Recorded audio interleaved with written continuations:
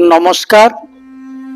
स्वर्गत विष्णुचरण राउत केन्द्रापड़ा जिला आली थाना अधीन तरीपाटणा ग्राम 1939 मसीहा मे 15 तारिख में जन्मग्रहण करथिले। से तत्कालीन समय मैट्रिक पास करी ब्रिज एवं रूट लिमिटेड कलिकता रे चाकरी करुथिले। तांकर 3 पुओ 5 झियो अछंती। पिलामानकर उच्च शिक्षा चाकरी एवं अन्यान्य कारण को नहीं 2010 मसीह जटणी म्युनिसिपालिटी 9 नंबर वार्ड अधीन षंढपुर ग्राम श्री जगन्नाथ विहार रे स्थायी बासगृह निर्माण करी परिवार सह रही आसुचंती। गत जुलाई 29 तारिख रे श्री जगन्नाथ विहार निजस्व बासभवन रे तांकर देहांत होइथिला। खबरटी चारिआडे प्रचार होई जिबा परे स्थानीय अंचल एवं तांको पैतृक ग्राम तरीपाटणा रे शोकर छाया खेली जाइथिला। से जने स्पष्टवादी परोपकारी मेलापी समाजसेवी थिले। तांकर एकादश बा 11 दिन कार्य बंधु बांधव आत्मीय स्वजन संपर्कीय और विभिन्न दलर राजनेता समाजसेवी प्रशासनिक अधिकारी माने जोगदे अमर आत्मार सद्गति कामना करथिले।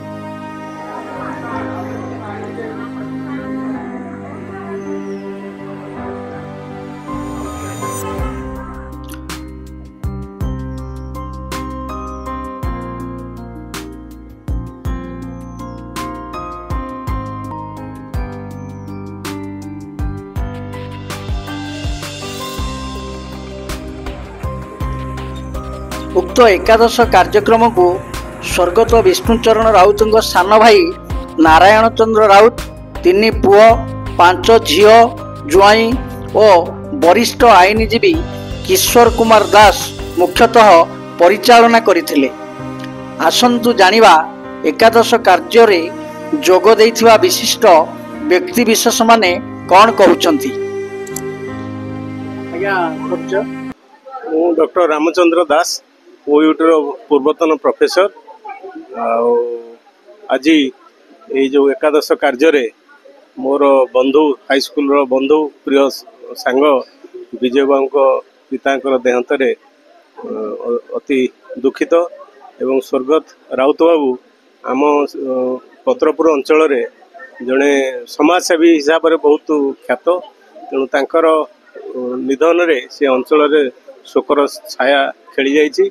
आज एकादश अवसर रे से अमर आत्मार सद्गति निमंते मु भगवान निकट प्रार्थना करुछि। डॉक्टर शरत आचार्य एनएलसी इंडिया रो पूर्वतन अध्यक्ष एवं महाप्रबंध निर्देशक।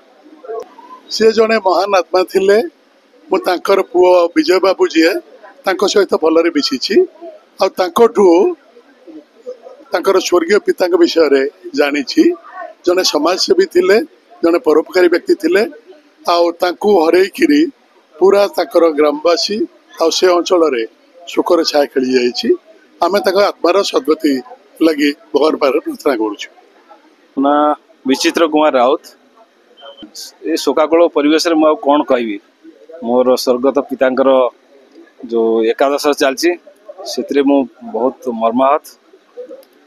गत 11 दिन जो बड़ी बार बीते मु से जो अंगर निभेछि बहुत दुखदायक।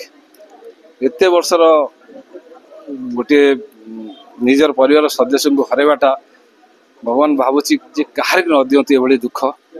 बापांकर मु बहुत क्लोज थी। बापा को आम परिवार शीर्ष स्थान रे बापा परिवार मुरबी थे।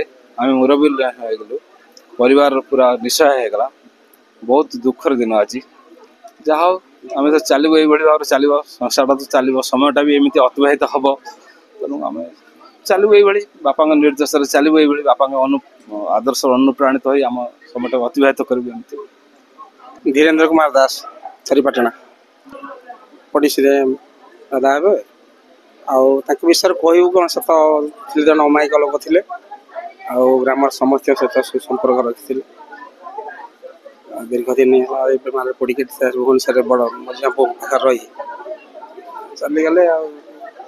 शेष समय ग्राम लोक सहित साक्षात हो पारानी यहाँ हूँ दुखदायक। मो दिलीप कुमार राउत ग्राम तरीपाटना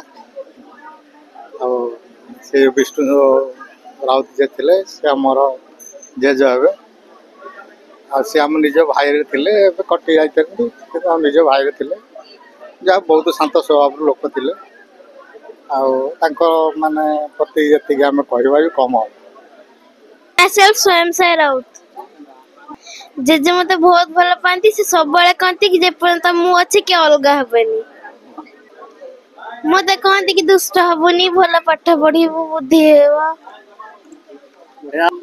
आगे कौन आपन ना कौन मो ना गीतांजलि नायक मो बापांकर सान झी मो बापा मत बहुत भल पाते गोटे झी पुओ को ऊपर बापांकर हाथ उठी गला पर पुओ झीकर अवस्था केमिति से माने अनाथ हो जाती जेते सुख शांति दुनिया थे भी से माने समस्त छोट ही रहती सब दिन पाए बापा गोटे कौन शिखी जाओ बापा बहुत भल पाइबा समस्त मन भरी दियंती शत्रुता क्या संगर करबा बापा उद्देश्य केबे नाही बापा समस्त जेते दुख कष्ट पड़े आम आगु को बढ़िबा एटा आम जीवन लक्ष्य आ समस्त के आपणार करबा होछि आउ थरे बापांकर झियो होबा इच्छा अछि आज्ञा जेते मो बापांकर झी होबा पे चेष्टा कर ना कौन साई स्मिता राउत कौन कहबे जेते हेबे ना जे जे जे जे जेजंग विषय कौन कहबे जे आपन तो देखि पारथेबे आमे सब एकाठी कि अच्छु मन से हेते ही भल लोक थिले आउ से मते सबले पुओ भाबंती ताकर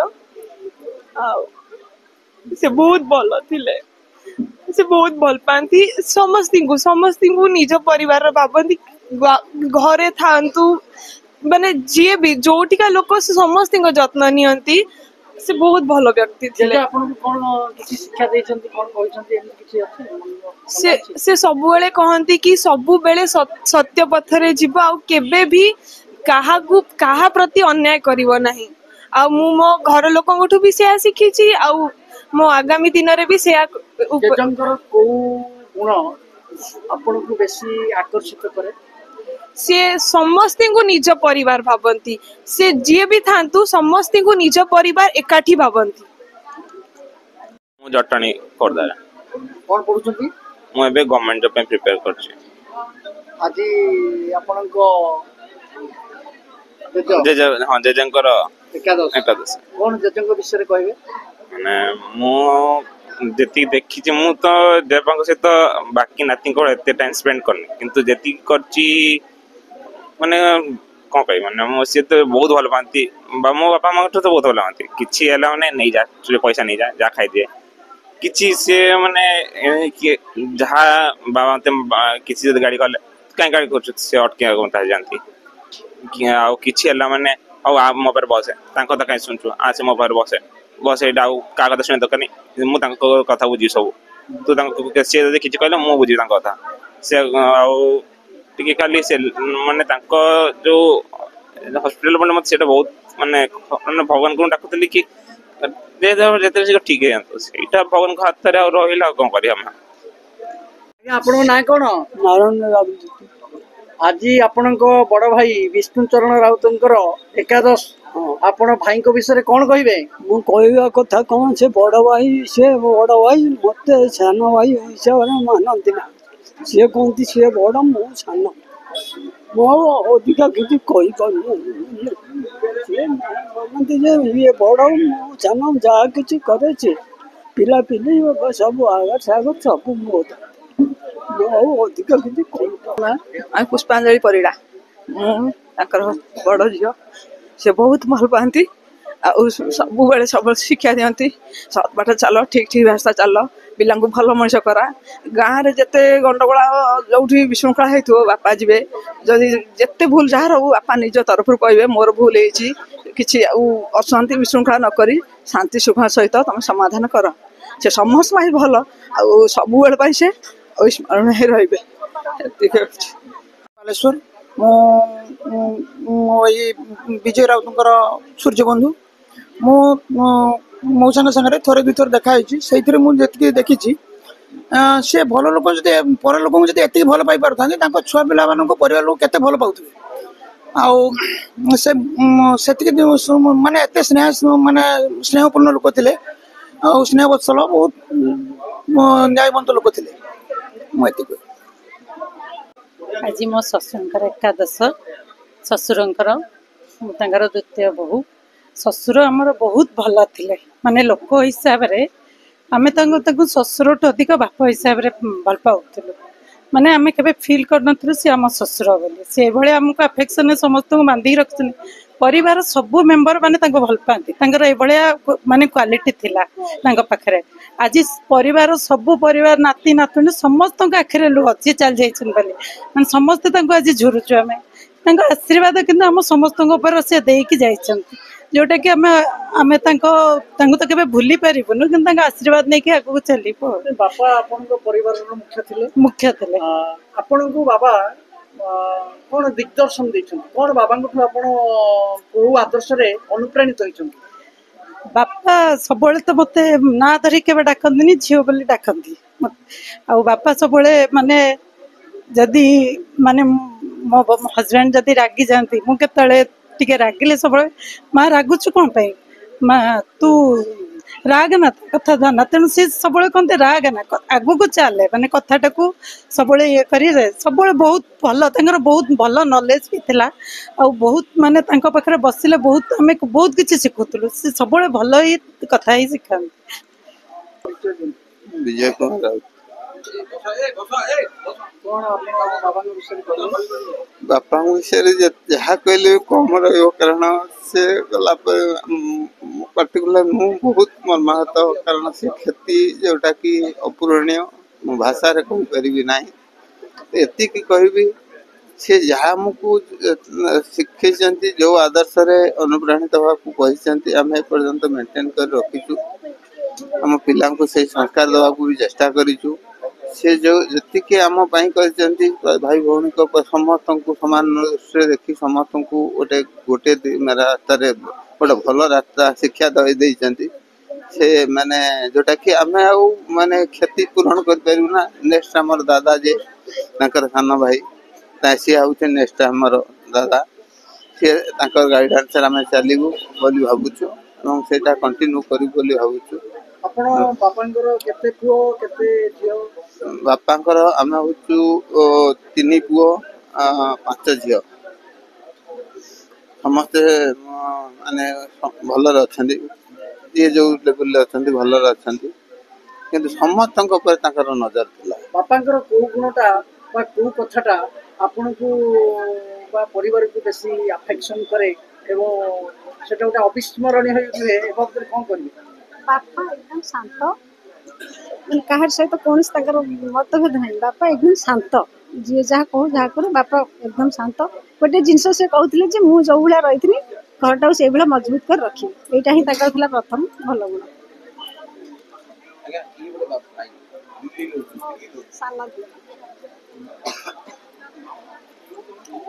ଆଜ୍ଞା ପରିଚୟ? ମୁଁ ହେଲି ସଞ୍ଜୟ ରାଉତ, ବାପାଙ୍କର ସାନ ପୁଅ। କଣ ବାପାଙ୍କ ବିଷୟରେ କହିବେ? ବାପା ଯିଏ ଆମର ଯିଏକି ଘରର ମୁଖିଆ ଥିଲେ, ସିଏ ଆମକୁ ଶୋକ ସାଗର ଭସାଇ ଦେଇ ଚାଲିଗଲେ, ଯିଏକି ଆମର ମେରୁଦଣ୍ଡ ଟୁଟି ଯାଇଛି।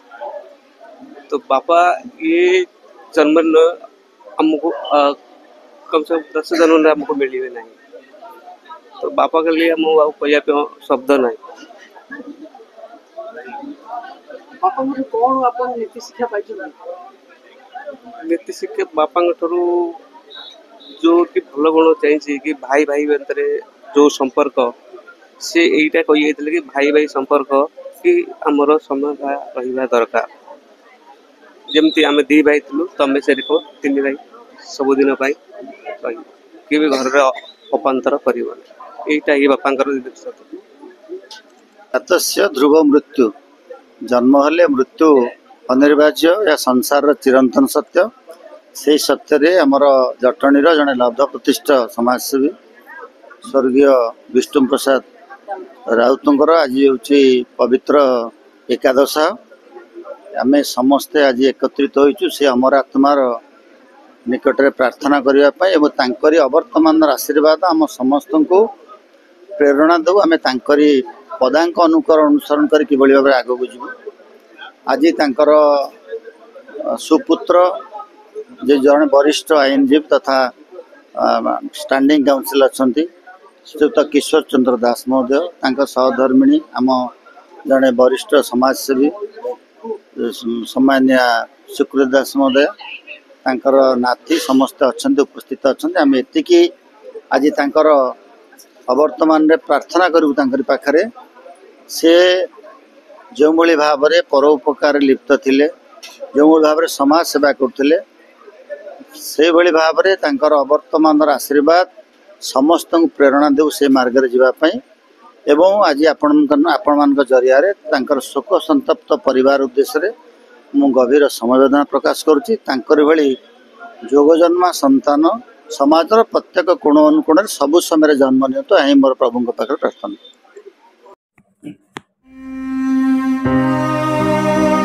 आम चैनल को लाइक कमेंट्स शेयर और सब्सक्राइब करने अनुरोध।